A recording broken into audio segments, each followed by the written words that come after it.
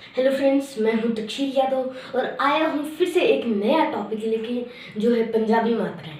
पंजाबी मात्राओं में अब तक हमने ए का प्रयोग सीखा था जिसे कि मुक्ता कहते हैं, और अब तक हम पंजाबी वर्णमाला के वर्णों का उच्चारण और उन्हें किस प्रकार लिखा जाता है यह भी सीख चुके हैं हम। तो आइए आज और पंजाबी मात्राएं करते हैं, और आज हम करेंगे कन्ना एवं सिहारी।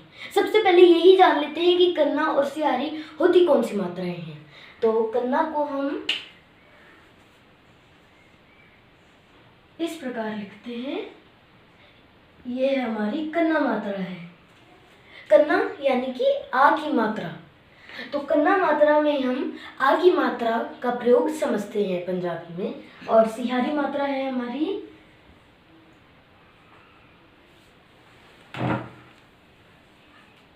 सिहारी को इस प्रकार लिखा जाता है, और सिहारी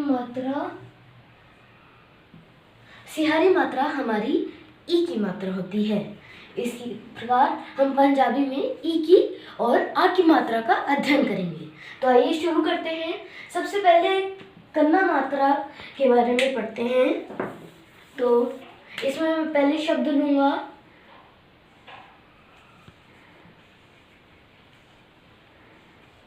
तारा। हिंदी में इसे इस प्रकार लिखा जाता है। पंजाबी में जब इसे लिखेंगे तब हम इसे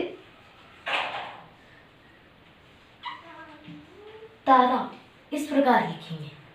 तो यह हो गया हमारा तारा। फिर लेते हैं इसी से ही एक और शब्द हमारा तार। तार तार को हम लिखेंगे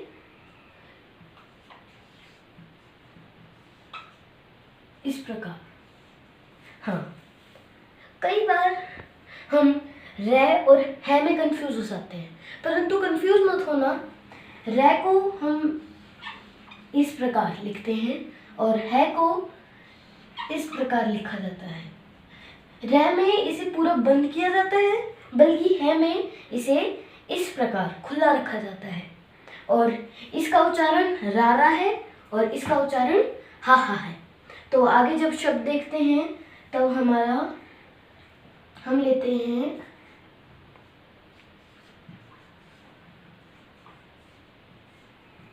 अनार। तो अनार को हिंदी में इस प्रकार लिखा जाता है, और इसे जब पंजाबी में लिखते वक्त यह इस प्रकार हो जाएगा अनार। फिर और लेते हैं जैसे हमारा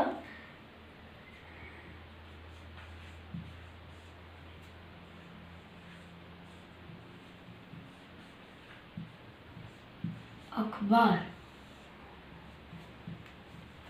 अखबार हिंदी में अखबार को इस प्रकार लिखा जाता है, जबकि पंजाबी में हम इसे लिखेंगे तब अ ख बा और र। यहाँ पर हम ख के नीचे बिंदी लगाएंगे, क्योंकि जब इसका उच्चारण किया जाता है तब हम इसे अखबार में बोलते हैं। हम इसे बोलते हैं अखबार, अखबार।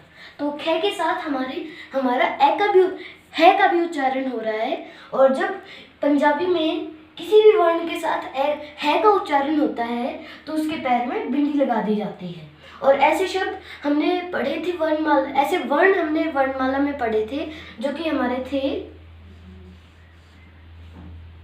ख पैर बिंदी, यानी कि ख और ग पैर बिंदी ग। और हम पहली लाइन से भी हमने लिया था स पैर बिंदी श।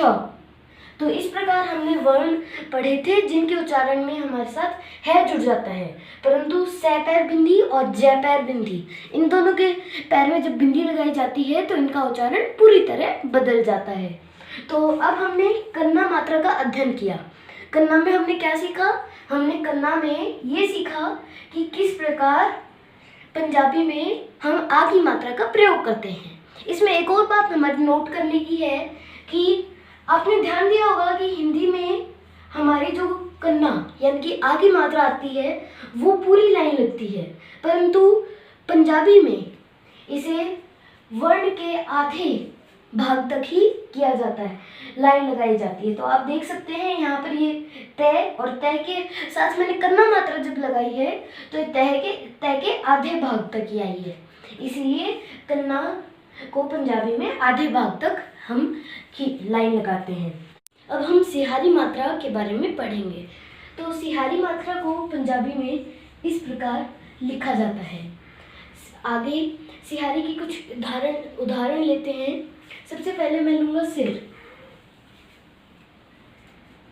सिर को हिंदी में इस प्रकार लिखा जाता है और पंजाबी में जब इसे लिखेंगे तो यह हमारा सस्सा है और यह है हमारा रारा है। तो सिर को पंजाबी में इस प्रकार लिखा जाएगा। फिर हम आते हैं दिन। तो दिन को हिंदी में इस प्रकार लिखा जाता है और पंजाबी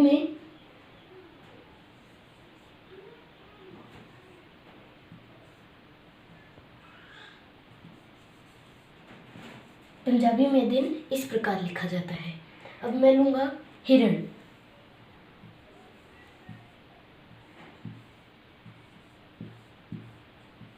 हिंदी में इस प्रकार और पंजाबी में इस प्रकार। तो इस प्रकार हिरण को हम पंजाबी में ऐसे लिखेंगे। फिर मैं लूँगा मिर्च।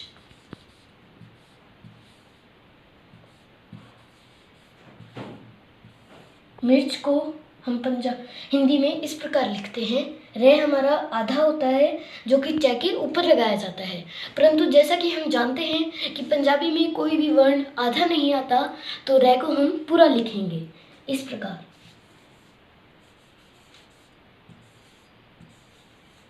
इस प्रकार पंजाबी में मिर्च लिखा जाएगा। तो thank you friends for watching this video. आज की इस वीडियो में हमने क्या जाना? आज की इस वीडियो में हमने कन्ना और सिहारी मात्रा के बारे में जाना। कन्ना यानी कि आ की मात्रा और सिहारी यानी कि ई की मात्रा। तो इन दोनों के बारे में अध्ययन करके आशा करता हूँ आप सबको अच्छा लगा होगा और कुछ ना कुछ जानने को मिला होगा। धन्यवाद दोस्तों इस वीडियो को देखने के लिए, और ऐसी और वीडियोस देखते रहने के लिए subscribe to my YouTube channel Takshashila.